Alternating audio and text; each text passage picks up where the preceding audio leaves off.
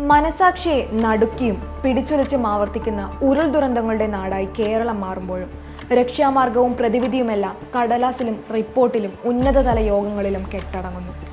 പുത്തുമലയും കവളപ്പാറയും പെട്ടിമുടിയും പിന്നിട്ട് ദുരന്തമുഖം വയനാട്ടിലേക്ക് നീളുമ്പോഴും അവകാശവാദങ്ങളുടെ കുത്തൊഴുക്കില്ലാത്ത സംസ്ഥാനത്തെ മലയോര ജനജീവിതങ്ങളെ സുരക്ഷിതമാക്കാനുള്ള ഇടപെടലുകളിലെല്ലാം പാതി വഴി നിലയ്ക്കുന്നതായാണ് അനുഭവം.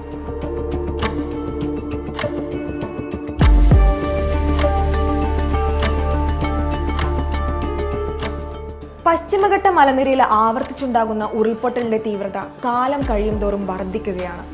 കേരളത്തിന്റെ ഭൂവിസ്തൃതിയുടെ 50% മലനാടാണ്. ജനസംഖ്യയുടെ 35% അധിവസിക്കുന്നതും ഇവിടെയാണ്. എന്നാൽ പശ്ചിമഘട്ടത്തിന്റെ സംരക്ഷണം കേവലം ഭൂമിയുടെ ക്രയവിക്രയവുമായി ബന്ധപ്പെടുത്തിയാണ് സർക്കാരുകൾ പോലും കാണുന്നത്. ജിയോളജിക്കൽ സർവേ ഓഫ് ഇന്ത്യയുടെ പഠനപ്രകാരം സംസ്ഥാനത്തിന്റെ 4.71% പ്രദേശം ഗുരുതരമായ ഉരുൾപൊട്ടൽ സാധ്യതയുള്ളതാണ്. 9.77% പ്രദേശം മിതമായ ഉരുൾപൊട്ടൽ സാധ്യതയുള്ളവയും. ഉരുൾപൊട്ടൽ പോലെയുള്ള പ്രകൃതി ദുരന്തങ്ങൾ പ്രവചിക്കുക പ്രയാസമാണ്. എന്നാൽ ഉരുൾപൊട്ടൽ സാധ്യതയുള്ള മേഖലകൾ ശാസ്ത്രീയമായ രീതികൾ ഉപയോഗിച്ച് കണ്ടെത്തുകയും മുൻകരുതൽ എടുക്കുകയും ചെയ്താൽ ആഘാതത്തിന്റെ തീവ്രത കുറയ്ക്കാൻ സാധിക്കുമെന്നാണ് വിദഗ്ധർ ചൂണ്ടിക്കാണിക്കുന്നത്. സംസ്ഥാനത്തെ വിറങ്ങലിപ്പിച്ച പല ഉരുൾപൊട്ടലുകളും ദുർബലമായ വനമേഖലയിൽ നിന്ന് ആരംഭിച്ചെന്നാണ് സമീപകാലാനുഭവം. കഴിഞ്ഞ 3 പതിറ്റാണ്ടുകൾക്കിടയിൽ സ്വാഭാവിക വനമേഖല റബ്ബർ തോട്ടങ്ങൾക്ക് വഴിമാറിയിട്ടുണ്ട്. സ്വാഭാവിക വനവൃക്ഷങ്ങൾക്ക് പകരം ആഴത്തിൽ വേരോട്ടമില്ലാത്ത മരങ്ങൾ ഉരുൾപൊട്ടൽ സാധ്യത വർദ്ധിപ്പിച്ചതായാണ് കണക്കുകൾ. ചെങ്കുത്തായ മലഞ്ചെരിവുകളിലെ ഇത്തരം പ്രദേശങ്ങളിൽ ജലം കിനിഞ്ഞിറങ്ങി ഭാരം വർദ്ധിച്ച് ഉരുൾപൊട്ടലായി മാറുകയാണ്. കനത്ത മഴക്കാലം മണ്ണിനെ നന്നായി കുഴയ്ക്കുമ്പോൾ വേനൽക്കാലം മണ്ണിനെ വലിയ തോതിൽ വരണ്ടതാക്കും. വർഷത്തിൽ ഇടവിട്ടുള്ള നനയിലും വരളലും മരങ്ങളോ മറ്റോ ഇല്ലാത്ത ചെരിവ് കൂടിയ പ്രതലങ്ങളിൽ മണ്ണിടിച്ചിലുണ്ടാക്കുന്നു. അത്യാവശ്യം ഉയരവും ചെരിവുമുള്ള മലനിരകൾ, വർഷകാലത്തെ മഴ, അരുവികൾ, ചിലതരം കൃഷിരീതികൾ കൊണ്ട് കൂടുതലായി ഇളകുന്ന മണ്ണ്, ഖനനം, കോറികൾ എന്നിവ കൊണ്ടുണ്ടാകുന്ന കമ്പനങ്ങൾ, ചെരിവുകളിൽ ഉണ്ടാകുന്ന നിർമ്മാണ പ്രവൃത്തികൾ എന്നിങ്ങനെ നിരവധി കാരണങ്ങളാണ് ഓരോ സംഭവങ്ങൾക്ക് പിന്നിലും കണ്ടെത്തിയിട്ടുള്ളത്.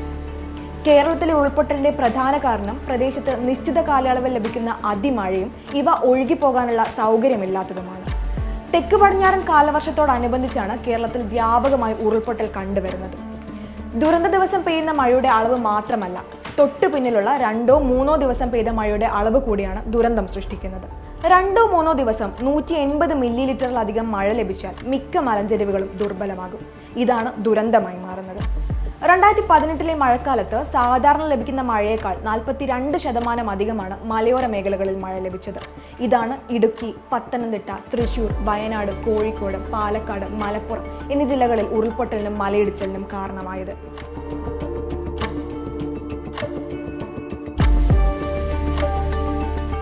ഉരുൾപൊട്ടൽ സാധ്യത അനുസരിച്ച് പശ്ചിമഘട്ട നിരകളെ പല മേഖലകളായി തിരിച്ചിട്ടുണ്ട്.